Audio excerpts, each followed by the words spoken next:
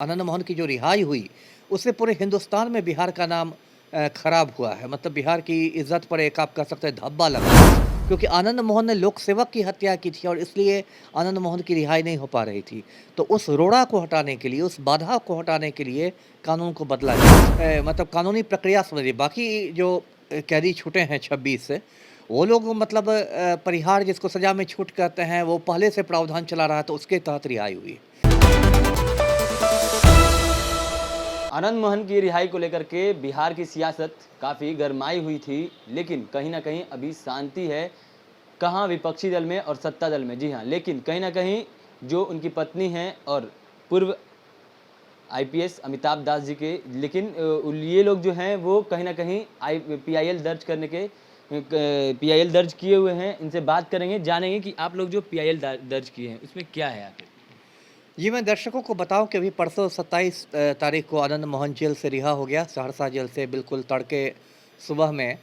और परसों ही मैंने पीआईएल किया है पटना हाई कोर्ट में। पीआईएल का मतलब हुआ पब्लिक इंटरेस्ट लिटिगेशन, जिसको हिंदी में कहते हैं जनहित याचिका। और मेरी वकील है मैडम अलका वर्मा, उनके माध्यम से मैंने वो पीआईएल दाखिल किया है। उस पीआईएल में हम लोगों ने यही हाई कोर्ट से दरख्वास्त किया है मैंने कि आनंद मोहन की रिहाई के लिए बिहार सरकार ने जो कानून में संशोधन किया था, उस संशोधन को रद्द कर दिया जाए, निरस्त कर दिया जाए। क्योंकि हमारा मानना है कि वो जो संशोधन था वो मनमाना था, दुर्भावनापूर्ण था और लोकहित के विरुद्ध था और उस संशोधन से सरकारी सेवकों का मनोबल टूटा है। तो यही हमारा आधार है। जी। आज ये उमा कृष्णैया ने भी आज पीआईएल दर्ज किया है सुप्रीम कोर्ट में। वो सरकार के इस बारे में क्या सोचती हैं? क्या उनको ऐसा लग रहा होगा कि बिहार में अब जो प्रशासन बल है वो कहीं न कहीं कमज़ोर हो रहे हैं?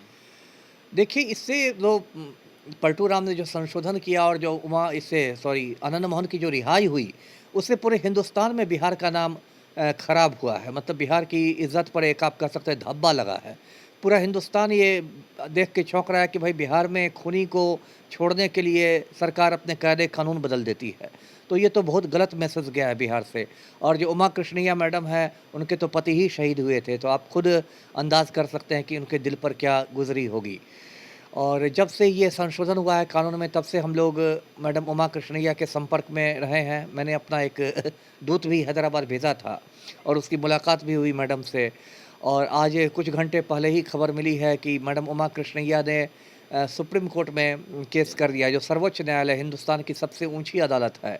और उसमें उन्होंने कहा है कि मेरे पति शहीद हो गए थे और अब उनके हत्यारे को समय से पहले छोड़ दिया गया और इसके लिए राज्य सरकार ने नियम बदल दिए हैं। तो मुझे लगता है कि जो सुप्रीम कोर्ट है इस मामले को बहुत गंभीरता से लेगा। अभी जो चीफ जस्टिस ऑफ इंडिया हैं श्री चंद्रचूड़ जी, तो वो इन सब मामलों पर बहुत सख्त हैं। तो मुझे लगता है जल्दी ही इसकी 2-4 रोज़ में हियरिंग हो जाएगी, सुनवाई हो जाएगी, बिहार सरकार को नोटिस चला आएगा। और यदि कोई अनहोनी नहीं हुई तो मुझे लगता है कि 15 से 20 रोज़ में आनंद मोहन दोबारा जेल पहुँच जाएगा। जी। सिर्फ़ आनंद मोहन या वो 26 अपराधी भी, जो 26 अपराधी कहीं न कहीं उनके चलते विपक्ष का कहना है कि सिर्फ़ आनंद मोहन को बलि का बकरा बनाया गया है और कहीं न कहीं उन 26वें अपराधी को भी छोड़ा गया। उनको उन पे क्या होगी? नहीं, नहीं, बाकी अपराधियों पर कोई असर नहीं पड़ेगा क्योंकि देखिए मतलब कानूनी प्रक्रिया समझिए, बाकी जो कैदी छूटे हैं 26 से, वो लोग मतलब परिहार जिसको सज़ा में छूट कहते हैं, वो पहले से प्रावधान चला रहा था, उसके तहत रिहाई हुई। आनंद मोहन का केस इसलिए ख़ास बन गया है क्योंकि इसके लिए नियम बदल दिए गए। यानी इन्हीं ने सिर्फ़ डीएम की हत्या की है और इन्हीं के लिए सिर्फ़ कानून बदला गया हाँ, है। इसी के लिए कानून बदला गया है, बाकी तो कोई बहुत उसमें तो एक ऐसे भी आदमी को रिहा कर दिया गया है, पतिराम राय नाम है जिसकी 6 महीने पहले मौत भी हो गई है। तो वो जो रिहा लोगों की सूची है उसमें बहुत सारे, कोई बूढ़ा, कोई बीमार, अलग-अलग मामले हैं। तो वो सब एक सरकार का अधिकार होता है परिहार देना यानी सज़ा में छूट देना, तो उन लोग को जो दिया गया है उस पर कहीं कोर्ट में चुनौती नहीं दी गई है। क्योंकि लेक हर जगह अगर कहीं देखा जाए तो हर पेपरों में, हर मीडिया कर्मियों के द्वारा मुँह से सुना जा रहा है कि उन 26 लोगों पर मतलब सिर्फ़ उन पे पीआईएल जो दर्ज हुआ है, सिर्फ़ पीआईएल से आनंद मोहन को अंदर जाना होगा जेल के अंदर, या फिर जो लोग 26 लोग और जो छूटे हैं वो भी जेल में जाएँगे। नहीं, नहीं, वही मैं कहता, देखिए ज़्यादातर लोगों को मैं क्या देखता हूँ कि उतना मतलब समझ नहीं है कानून की, इसलिए इस तरह की बातें मतलब वो कह रहे हैं। पीआईएल जो दर्ज हुआ है, उसमें यदि हाई कोर्ट हमारे पक्ष में फैसला देता है तो सिर्फ़ आनंद मोहन फिर से जेल में जाएगा। क्योंकि कानून में जो संशोधन हुआ था सिर्फ आनंद मोहन के लिए किया गया था, क्योंकि आनंद मोहन ने लोक सेवक की हत्या की थी और इसलिए आनंद मोहन की रिहाई नहीं हो पा रही थी। तो उस रोड़ा को हटाने के लिए, उस बाधा को हटाने के लिए कानून को बदला गया है।